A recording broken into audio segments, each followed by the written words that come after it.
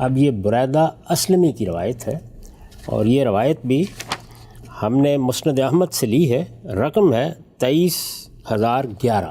اس کا ترجمہ ہے، بریدہ اسلمی رضی اللہ عنہ بیان کرتے ہیں کہ رسول اللہ صلی اللہ علیہ وسلم کسی غزوے سے فتح یاب ہو کر اموال غنیمت کے ساتھ لوٹے تو ایک سیاہ فام لونڈی آپ کی خدمت میں حاضر ہوئی۔ یہاں بھی ایک خاتون ہے، ایک سیاہ فام لونڈی ہے، یہ آپ کی خدمت میں حاضر ہوئی۔ اس نے کہا، یا رسول اللہ، میں نے نظر مانی تھی کہ اللہ آپ کو سلامتی کے ساتھ واپس لے آیا تو آپ بیٹھے ہوں گے اور میں آپ کے آگے دف بجاؤں گی اور گیت گاؤں گی۔ ٹھیک۔ اس عورت نے آ کے یا اس لونڈی نے آ کے رسول اللہ صلی اللہ علیہ وسلم کے سامنے اپنی یہ عرضداشت رکھی۔ رسول اللہ صلی اللہ علیہ وسلم ایک غزوے سے واپس آئے تھے، ظاہر ہے یہ خوشی کا موقع تھا۔ جب آپ تشریف لے گئے ہوں گے تو مسلمانوں کی دعائیں آپ کے ساتھ ہوں گی، لونڈی غلام بھی آپ کے لیے دعا کرتے رہے ہوں گے۔ یہ کہتی ہیں کہ میں نے تو یہ نظر مان لی تھی کہ آپ فتح یاب ہو کے تشریف لائیں گے تو میں اس طرح خوشی کا اظہار کروں گی، اس طرح آپ کا خیر مقدم کروں گی، میں دف بجاؤں گی اور آپ کے سامنے گیت گاؤں گی۔ یہ لفظ عربی زبان میں تو دف تلفظ کیا جاتا ہے، لیکن اردو زبان میں اس کا یہ تلفظ اب رائج ہو چکا ہے، یعنی دف بجاؤں گی اور گیت گاؤں گی۔ آپ نے فرمایا، اگر تم نے نظر مانی تھی تو کر لو ورنہ نہیں۔ اچھا، یعنی رسالت مآب صلی اللہ علیہ وسلم نے یہاں دو باتیں فرمائیں، ایک یہ کہ نظر مانی تھی تو کر لو، دوسری یہ کہ اگر نظر نہیں مانی تھی تو نہ کرو۔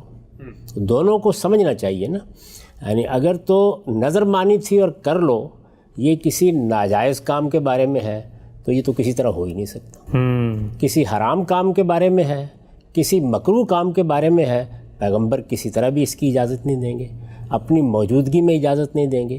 پہلی بات یہ آپ یہ فرماتے کہ کسی ناجائز یا حرام کام کی نظر نہیں مانی جا سکتی، یہ تمہیں کسی حال میں بھی نہیں کرنا چاہیے۔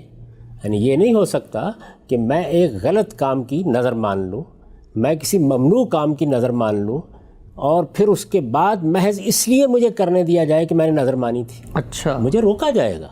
یہی دین کا تقاضا ہے۔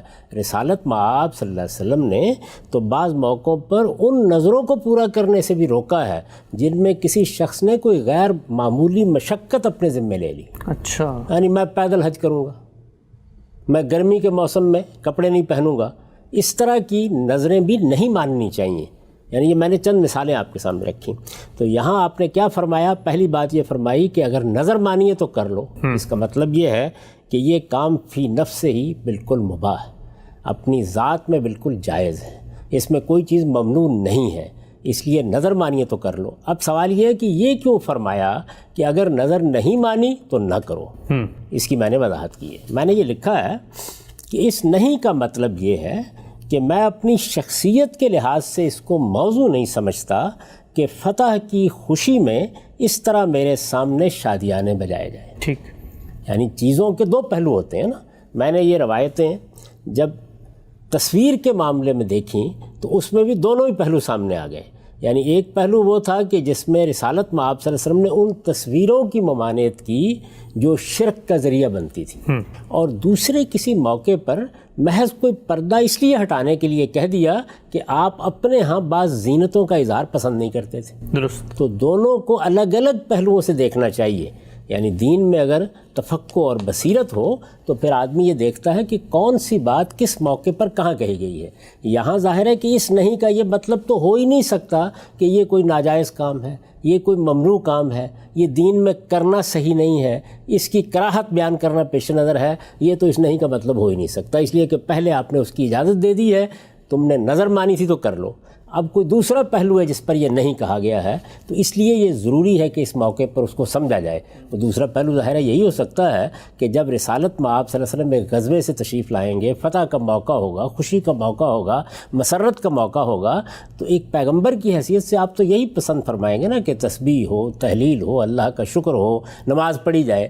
یہ تو نہیں پسند فرمائیں گے نا کہ اس طرح کے موقعوں کے اوپر آپ کے لیے شادیانے بجائے جائیں۔ تو یہ ایک دوسرا پہلو ہے جس پر یہ نہیں کا لفظ آیا ہے۔ اس نہیں کا مطلب یہ ہے کہ میں اپنی شخصیت کے لحاظ سے اس کو موضوع نہیں سمجھتا کہ فتح کی خوشی میں اس طرح میرے سامنے شادیانے بجائے جائیں، لیکن تم نے نظر مانی ہے تو کر لو، اس لیے یہ کوئی ناجائز کام بھی نہیں ہے۔ اچھا، یعنی یہ پوری بات اب واضح ہو جاتی ہے کہ کیوں فرمایا کہ کر لو اور کیوں فرمایا کہ نہیں۔ اس نے عرض کیا جی میں نے واقعی نظر مانی تھی، روایت آ گئی ابھی، روایت آگے بڑھتی ہے۔ اس نے عرض کیا جی میں نے واقعی نظر مانی تھی۔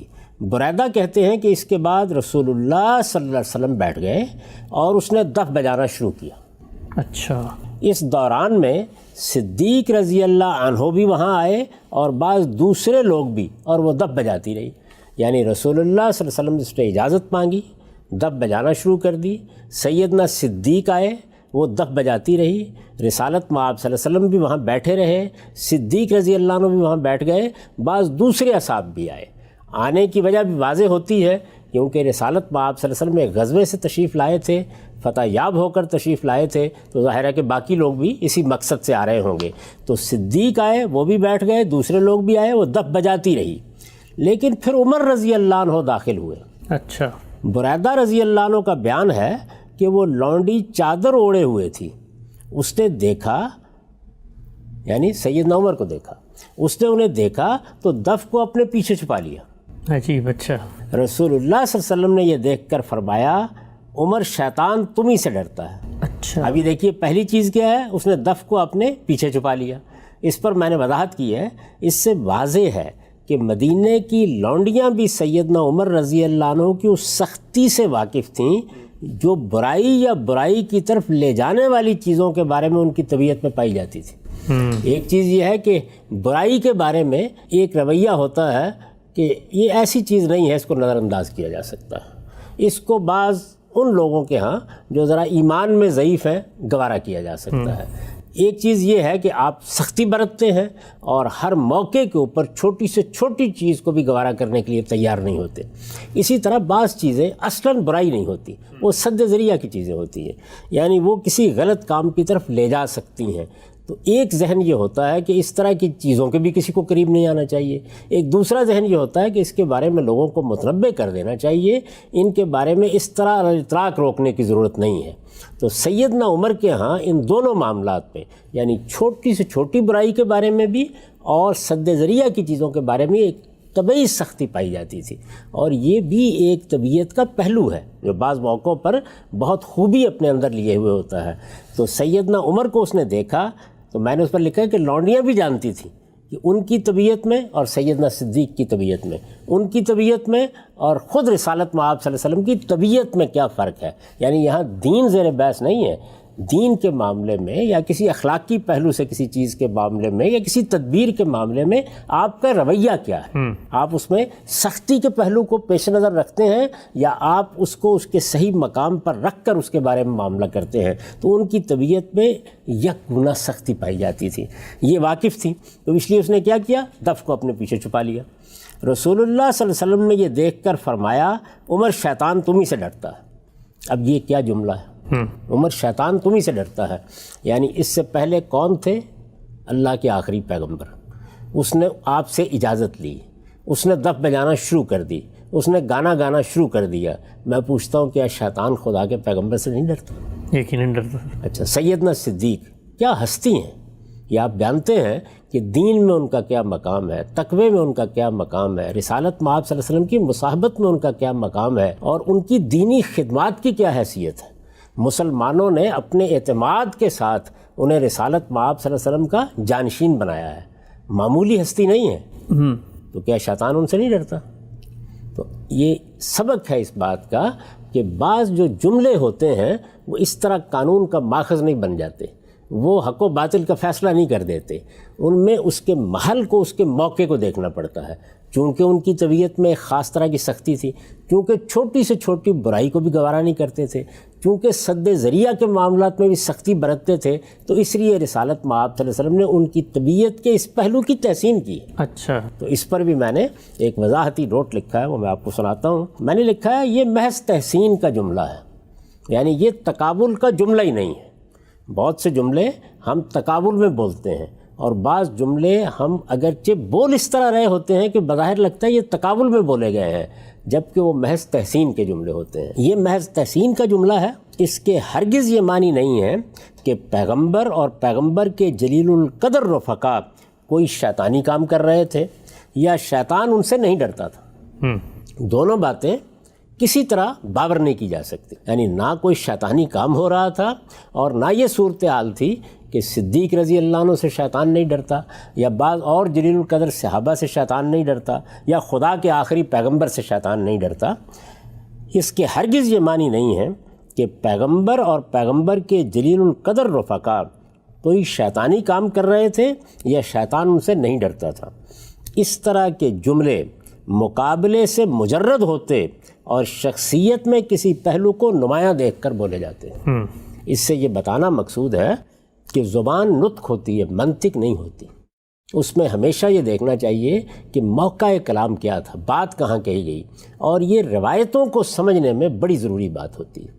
خود اندازہ کیجئے کہ اگر اس سیاق سے ہم واقف نہ ہوتے اور صرف اتنی بات کوئی راوی بیان کر دیتا کہ کہیں دف بجائی جا رہی تھی، رسول اللہ صلی اللہ علیہ وسلم نے سیدنا عمر کے بارے میں یہ کہا کہ ان کو دیکھ کر فلاں لونڈی کے بارے میں یہ پتہ چلا ہے کہ اس نے دف اپنے پیچھے چھپا لی تھی، تو شیطان عمر ہی سے ڈرتا ہے.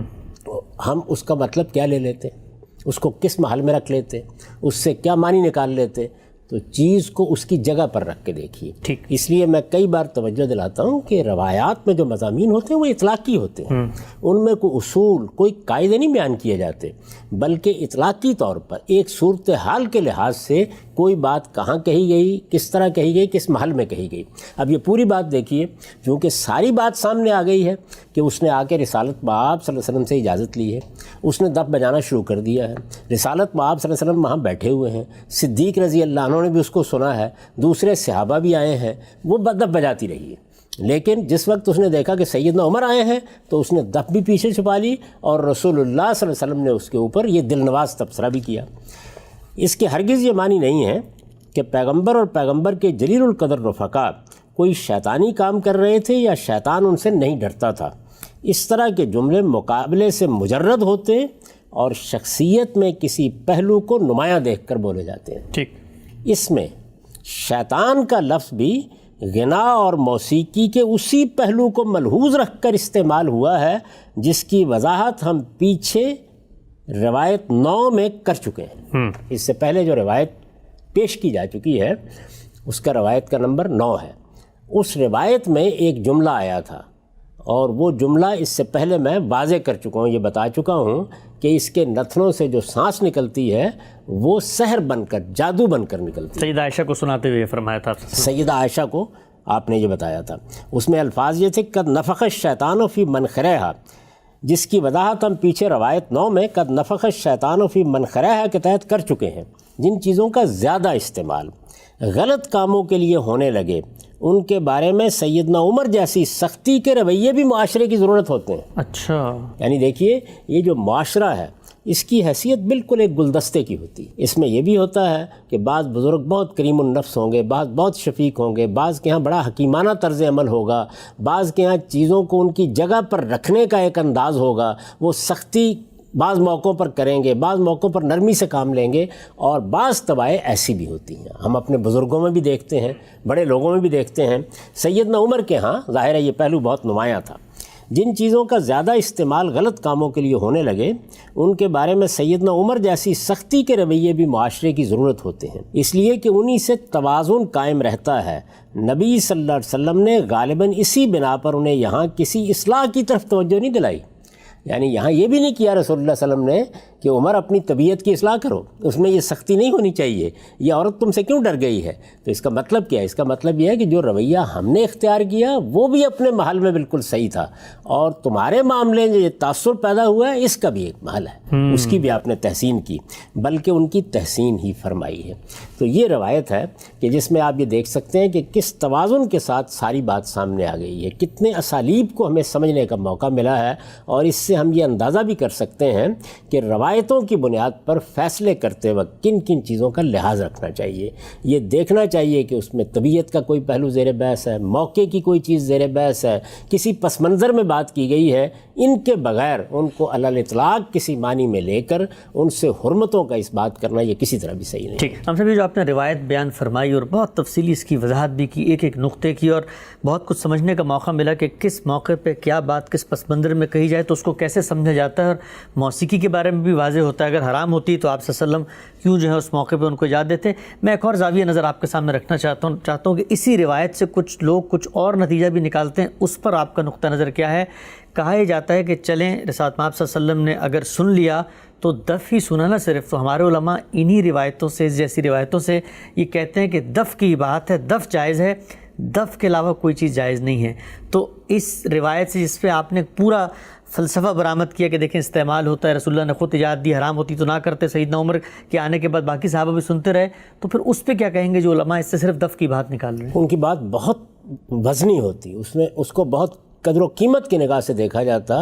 अगर सूरत हाल ये होती कि बाज़ दूसरे नसूस में हुर्मत वाज़े हो चुकी होती, अच्छा, यानी ये मालूम होता कि ये है तो हराम, कुरान ने इसको हराम करार दिया है, रिसालत में आप सल्लल्लाहु अलैहि वसल्लम ने इसको हराम करार दिया है, इसकी हुर्मत तो फितरत के उसूलों के ऊपर तय है, इसमें कोई चीज़ हो ही नहीं सकती। जब आप यहाँ खड़े हैं तो अब यकबयक आपके सामने एक रवायत आती है जिसमें एक लौंडी गाना गा रही है, उसके साथ दफ बजा रही है, तो फिर आप कहते हैं कि देखिए दफ का इस्तिस्ना है। यानी हुर्मत को पहले किसी दूसरी जगह से साबित कर लीजिए तो फिर ये इस्तिस्ना के मौके की चीज़ होगी। अगर ये नहीं है तो ये इस्तिदलाल इससे नहीं किया जाता। मैं आपको बाज़ और इस्तिदलालात की तरफ तवज्जो दिलाता हूँ। आप ये फरमाइए मुझसे, क्या ये वाक़या नहीं है कि हमारे यहाँ आम तौर पर ख्याल ये है कि औरत की आवाज़ का पर्दा है, यहाँ औरत ही नहीं है, मुगन्निया है, अजीब, गाना सुना रही है। रिसालत में आप सल्लल्लाहु अलैहि वसल्लम ने सुना है, गाना गाते वक्त आवाज़ अपने आखिरी हुस्न के साथ नुमायाँ होती है। सैयदना सिद्दीक ने भी सुना है।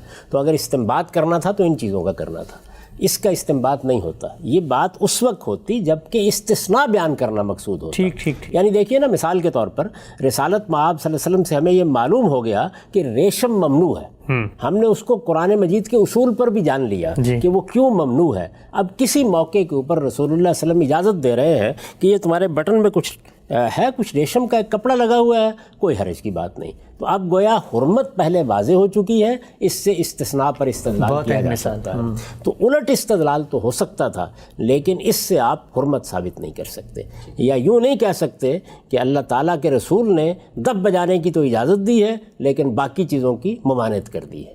वो ममानत पहले अलग से साबित कीजिए, उसके लिए सरी नसूस पेश कीजिए। और हम पीछे से देखते चले आ रहे हैं कि न इस तरह की कोई चीज़ कुरान मजीद में है और न सराहत के साथ रिसालत में आप सल्लल्लाहु अलैहि वसल्लम ने बयान फरमाई है, न इस बाब में कोई सुन्नत जारी की गई है। इससे जो कुछ भी आप समझेंगे वो इस्तिंबातात हैं। किसी रिवायत से आपने समझ लिया, किसी मौके की बात से आपने समझ लिया, उनको उनकी जगह पर रख कर देखना चाहिए। तो मैंने तो इससे कोई इस्तिंबात नहीं किया, ये भी इस्तिंबात नहीं किया कि देखिए मौसीकी हलाल हो गई। मैं तो ये गुजारिश कर रहा हूँ कि अब हम देखते चले जाएंगे कि कहाँ तंबीह आ रही है, कहाँ तवज्जो दिलाई जा रही है, कहाँ किसी चीज़ की इबाहत महसूस होती है, किस जगह किसी चीज़ की तरगीब दी जा रही है, कहाँ तहसीन की जा रही है। यहाँ रिसालत में आप सल्लल्लाहु अलैहि वसल्लम ने तरगीब दी है। यानी इससे पहले जो रवायत हम देख चुके हैं उसमें ख़ुद रिसालत में आप सल्लल्लाहु अलैहि वसल्लम ने मौसीकी सुनवाई है, सैयदा से पूछा है, उनसे सवाल किया है कि क्या तुम सुनना पसंद करोगी, फिर ख़ुद थाली दी है